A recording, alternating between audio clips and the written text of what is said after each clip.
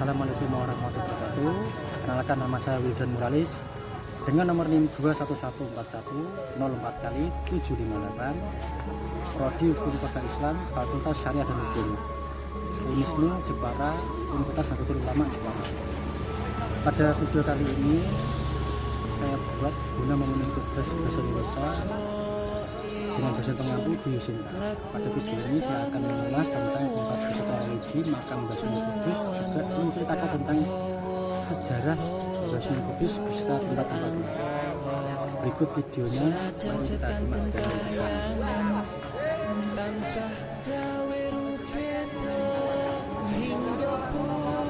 Sebelum kita masuk ke area makam Mbah Sunan Kudus, yang pertama kita akan masuk ke tempat parkir makam Sunan Kudus, yang dimana tempat parkir ini sudah disediakan oleh pengurus Masjid Sunan Kudus. Masjid Menara Kudus menjadi salah satu bangunan masjid tertua di Indonesia. Masjid ini dibangun oleh salah satu wali songo, yaitu Sunan Kudus. Lokasi Masjid Menara Kudus berada di Jalan Menara, Desa Bauman, Kecamatan Kota, Kabupaten Kudus, Jawa Tengah. Nama resmi Masjid Menara Kudus adalah Masjid Al-Aqsa Menara Al-Quds. Masjid ini cukup ikonik karena menyerupai bangunan candi dan melambangkan akulturasi budaya masa lalu. Hingga saat ini Masjid Menara Kudus masih aktif digunakan untuk beribadah umat Islam. Selain itu, masjid juga dibuka untuk berziarah ke makam Sunan Kudus.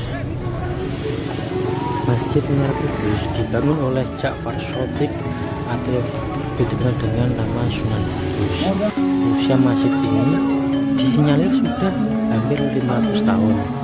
Prasasti yang ada di atas mihrab masjid ini sendiri berangkat tahun 956 Hijriah atau 1549 Masehi. Nama asli masjid ini adalah Masjid Al-Quds. Kata ini merujuk pada kota suci di Palestina yang bernama Al-Quds, juga yang dikenal dengan Yerusalem. Nama Al-Quds yang kemudian dicatat sebagai Kudus ini dipilih oleh Kanjeng Sunan Kudus untuk mengobati kerinduannya terhadap tanah kelahirannya tersebut. Pasalnya Sunan Kudus atau Said Ja'far Shadiq Al-Udamarhon dilahirkan di Al-Quds, Palestina sekitar tahun 1500-an. Masjid Menara Kudus tergolong berbeda dengan masjid pada umumnya, terutama pada desain arsitektur menara. Pada masjid kebanyakan, menara dibuat layaknya tugu seperti biasa. Namun, menara Masjid Peninggalan Sunan Kudus ini didesain seperti bangunan candi.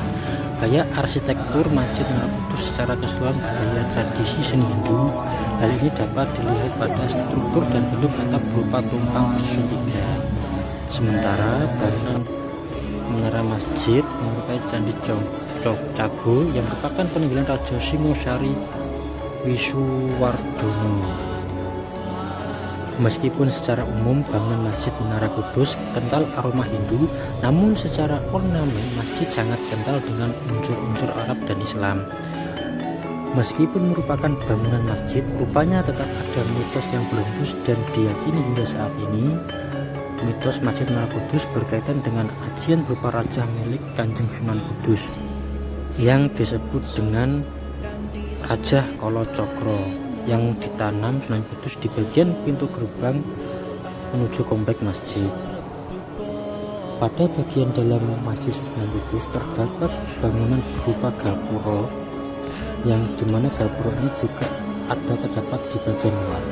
Gapura ini pada setiap bulan Suro dulu disucikan dan sekarang masih disucikan setiap bulan Suro. Selain sebagai masjid dan tempat ibadah, Masjid Menara Kudus juga sering dijadikan tempat untuk berziarah ke makam Sunan Kudus. Selain Sunan Kudus, di pemakaman yang terletak di bagian belakang kompleks masjid juga terdapat beberapa makam orang yang merupakan keluarga Kanjeng Sunan Kudus. Adapun ziarah makam Sunan Kudus bisa dilakukan setiap hari mulai pukul 5 pagi sampai jam 10 malam.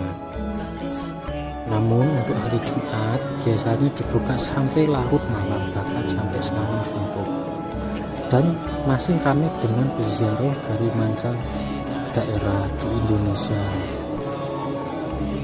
Dan biasanya pada hari Jumat merupakan hari rame-ramenya orang-orang berziarah ke makam Sunan Kudus.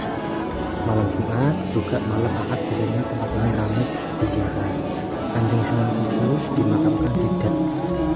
dimakamkan di dalam, untuk keluarganya dimakamkan berada di sekitar makam beliau di luar. Assalamualaikum warahmatullahi wabarakatuh. Nama saya Dan Muralis dengan nomor NIM 21141 melompat kali 758. Pada video ini saya akan menerangkan sedikit tentang biografi juga sejarah Kanjeng Sunan Kudus. Pada abad 14, Wali Songo mulai masuk ke dalam tanah Jawa dalam rangka berdakwah menyebarkan Islam di tanah Jawa. Orang tokoh yang pertama kali masuk ke dalam tanah Jawa yaitu dalam periode Wali Songo, yaitu yang pertama namanya beliau yaitu Syed Jamaluddin Husain, atau yang sekarang dikenal dengan Syekh Jumadil Kubro. Namun dalam beberapa versi banyak yang menyebutkan bahwa Syekh Jumadil Kubro ini ada banyak orang, ada yang di Semarang, ada yang di Mojokerto, ada yang di Merapi, ada yang di Wajo, Sulawesi.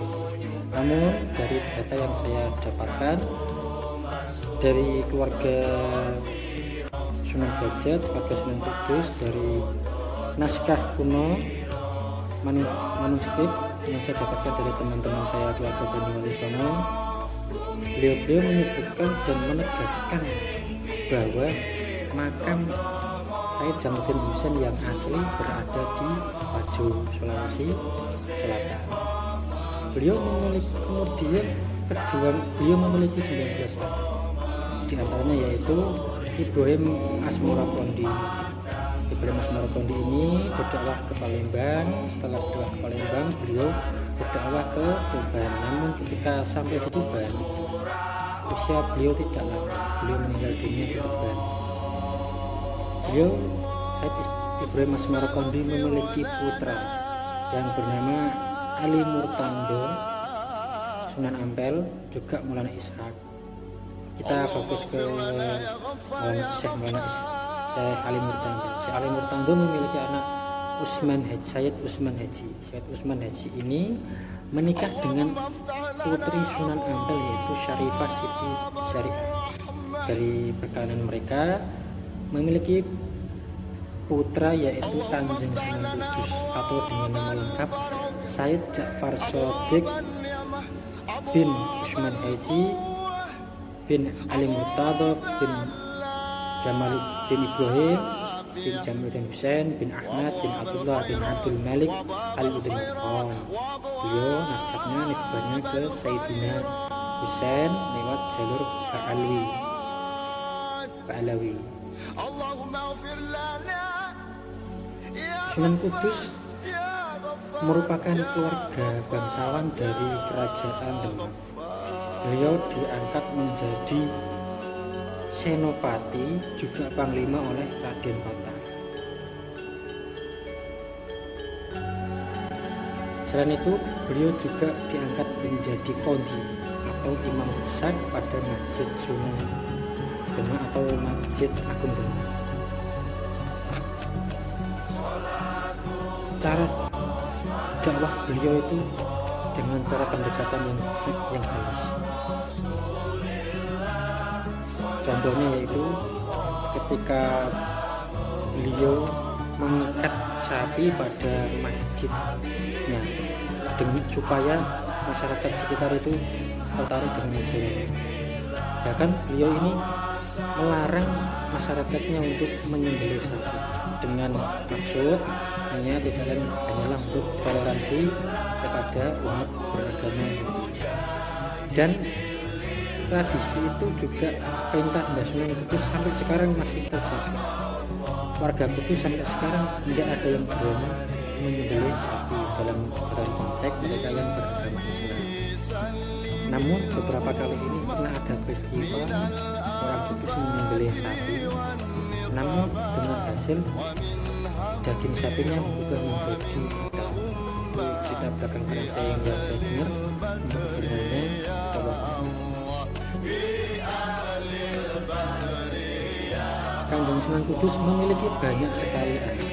Beliau dalam riwayat yang saya dapatkan dari salah satu duriahnya yang dari Kecamatan Jekulo, beliau menuturkan bahwa Sunan Kudus memiliki anak, yaitu yang beliau tuturkan yaitu nomor 1 Panembahan Manggokusumo, yang kedua Panembahan Menghos, yang ketiga Panembahan Wali, yang ketiga Panembahan Joko. Untuk Panembahan Joko ini meninggal pada usia muda, jadi beliau tidak menikah dan masih banyak duriannya. Dalam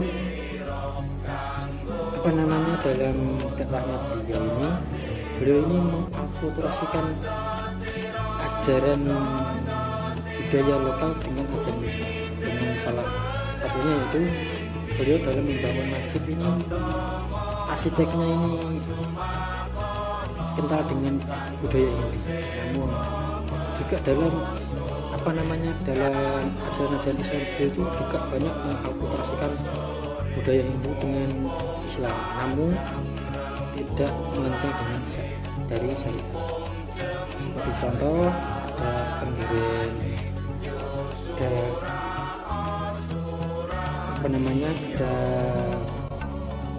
butuh kupat atau yang lainnya.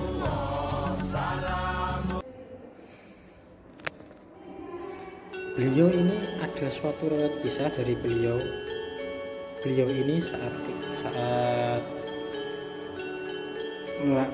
pergi ke Mekah. Beliau ini di sana terdapat wabah penyakit yang dimana saat itu banyak sekali ulama setempat Mekah yang berdoa. Pada saat di Mekah tersebut terjadi wabah penyakit, banyak ulama sekitar yang berdoa supaya wabah penyakit tersebut hilang, namun tidak ada satupun yang berhasil. Ketika itu Mbah Sunan Kudus berdoa, namun ketika beliau berdoa, beliau banyak diketawakan oleh masyarakat sekitar, terutama para ulama tadi yang berdoa, karena para ulama tadi saja berdoa tidak dikabulkan, apalagi terkabul kata para ulama tadi. Namun beliau tetap teguh berdoa dengan ikhlas. Alhamdulillah dengan izin Allah SWT wabah tersebut hilang berkat berbanyak doa Kanjeng Sunan Kudus dan juga karena izin Allah SWT. Beliau Sunan Kudus menuturkan kepada orang-orang atau ulama-ulama tersebut bahwa ketika kita berdoa itu sangat baiknya kita harus dengan koordinasi dengan Allah. Kalau kita mendaskan dengan ikhlas, insya Allah apa yang kita doakan akan dikabul oleh Allah SWT. Beliau menikah dengan Dewi Rohit atau Putri Sunan Bonang, dan dari pernikahan beliau memberikan nama Amir Hasan. Sedangkan untuk nama kota Kudus sendiri berasal dari Sunan Kudus yang berarti kudus artinya itu suci. Mbah Sunan Kudus meninggal pada tahun 1550. Sunan Kudus meninggal di dunia saat menjadi imam sholat subuh di Masjid Sunan Kudus, Masjid Nara, dengan posisi sujud. Beliau dimakamkan bertepatan belakang imaman dekat Imam Mbah Sunan Kudus. Dan sampai sekarang tempat makam beliau ramai dengan peziarah.